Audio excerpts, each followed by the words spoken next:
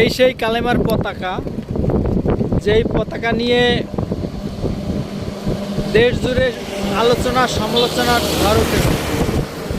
দু একদিন যাবৎ এই পতাকা নিয়ে ব্যাপক নিউজ, ব্যাপক আলোচনা সমালোচনা হচ্ছে।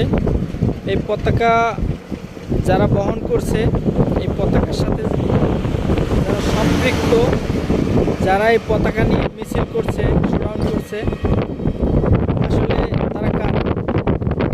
এটা নিয়ে ব্যাপক আলোচনা সমালোচনার সৃষ্টি হয়েছে।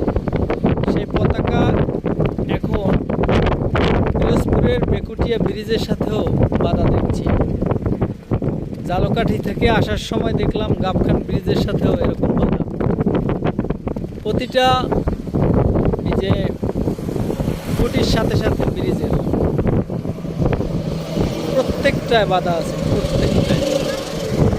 ঠিক আছে, এই কালিমা লেখা পতাকাগুলো সাদা রঙের, এরকম কালিমা লেখা পতাকা কয়েক বছর আগে এরকম একটি সংগঠন ব্যবহার করছিল। তারা এখন নিষিদ্ধ সংগঠনে পরিণত হয়েছে। তো আসলে এই সংগঠনটিও কি সেরকম নাকি,